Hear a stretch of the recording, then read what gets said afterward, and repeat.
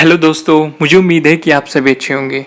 दोस्तों, क्या आपको पता है कि कोई भी इंसान दो बार अपनी पूरी ज़िंदगी में दो बार एक नादान बच्चे की तरह बिहेव करता है और उसी की तरह अपनी लाइफ बिताता है।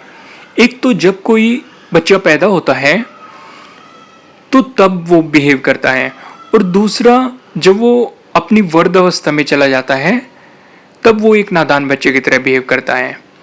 जब हम पैदा होते हैं तो हमारे माँ बाप ख्याल रखते हैं, हमारा हर चीज़ों का ख्याल रखते हैं।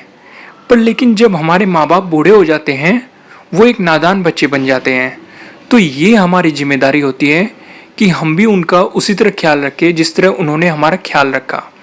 तो मैं यही चीज़ आपको एक कहानी के थ्रू समझाता हूँ। एक बार एक माँ बाप के पास एक लड़का था। लड़का बड़ा हुआ, पढ़ा लिखा, बाहर सेटल हुआ, उसने शादी भी कर ली। तो माँ बाप ने डिसाइड किया कि हम उनके साथ जाके रहेंगे। तो माँ बाप काफ़ी बुजुर्ग हो चुके थे, तो वो उनके साथ रहने के लिए पहुँच गए, शहर पहुँच गए और वहाँ पे रहना शुरू कर दिया। तो माँ बाप काफ़ी बूढ़े हो चुके थे और उनके शरीर में इतनी ताकत भी नहीं थी। जब वो खाना खाते थे तब उनके हाथ कांपते थे। कुछ ज़्यादा भारी सामान उठा ले, चाहे वो एक गिलास का पानी हो, चाहे एक गिलास का दूध हो, चाहे शरबत हो, कुछ भी हो, चाय कॉफ़ी, तो उनके हाथ कांपते रहते थे और उस वजह से चीज़ें छलक जाती थी। जो लिक्विड होता था वो छलक जाता था, और जो सॉलिड होता था कभी कभी जैसे खाना उनके कपड़ों पे गिर गया, टेबल पे गिर गया, फर्श पे गिर गया, मतलब इस तरह चीज़ें गिरती रहती थी। तो बहू बेटियों, मतलब जो बहू बेटे थे, उन्हें ये चीज़ें अच्छी नहीं लगती थी। कुछ दिन उन्होंने सहन किया, पर लेकिन फिर उन्होंने सोचा कि हम इनकी वजह से अपने खाने का मज़ा क्यों किरकिरा करें। तो उन्होंने क्या किया, अपने स्टोर रूम से एक पुरानी टेबल निकाली और वो अलग कॉर्नर में लगा दी, और उन्होंने बोला अपने माता पिता को कि आप यहाँ बैठ के खाना खाएंगे और हम वहाँ बैठ के खाना खाएंगे। फिर उन्होंने उन्हें कांच के बर्तन की जगह लकड़ी के बर्तन दे दिए, क्योंकि उनसे कांच के बर्तन कई बार गिरकर टूट चुके थे। जैसे मैंने आपको बताया कि बुढ़ापे में शरीर में कमजोरी आ जाती है, तो उस वजह से वो चीज़ें कभी उनके हाथ से छूट जाती थी और वो टूट जाती थी। तो उन्होंने उन्हें लकड़ी के बर्तन दे दिए। तो माँ बाप अलग कॉर्नर में बैठ के खाना खाते थे।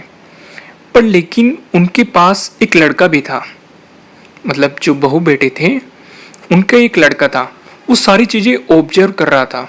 तो एक दिन वो पेंटिंग बना रहा था, तो उसके माँ बाप उसके पास गए, बोला बेटा क्या कर रहे हो। उसने बोला बेटा मतलब क्या कर रहे हो आप। तो उसने कहा पापा मैं पेंटिंग बना रहा हूँ।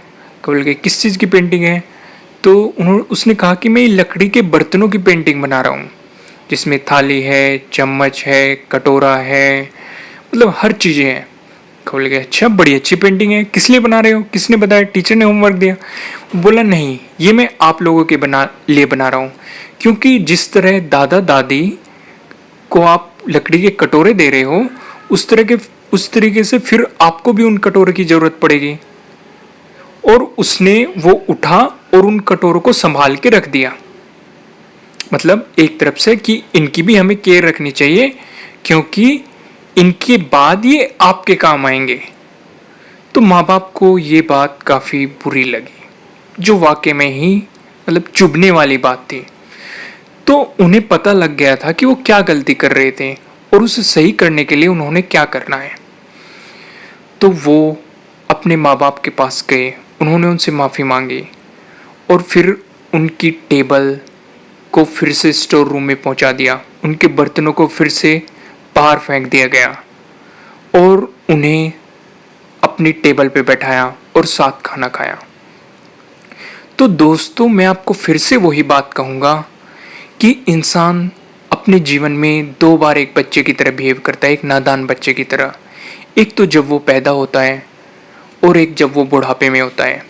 जब हम पैदा होते हैं हमारे माँ बाप हमारा ख्याल रखते हैं, तो ये हमारी जिम्मेदारी बनती है कि जब हमारे माँ बाप बूढ़े हो हम उनका ख्याल रखें और अच्छे तरीके से रखें, क्योंकि इससे बड़ा सुख इस दुनिया में कोई नहीं है। मेरे ख्याल से दोस्तों आप इसे अच्छी तरीके से समझ गए होंगे, पर लेकिन अगर आप नहीं समझ पाए तो इसके लिए मैं कुछ नहीं कर सकता, क्योंकि कुछ चीज़ें हमारे पास ऐसी होती है जब तक वो हमारे पास होती है हमें रियलाइज़ नहीं होता, पर लेकिन जब वो हमसे दूर चली जाती है तो तब हमें पता लगता है कि हमने शायद क्या खो दिया और हम उसे दोबारा नहीं पा सकते। तो जो चीज़ आपके पास है उसकी कीमत समझिए और उसे ध्यान से रखिए, क्योंकि ऐसी चीज़ें की कोई कीमत नहीं होती और ना ही वो दोबारा पाई जा सकती है एक बार खोने के बाद।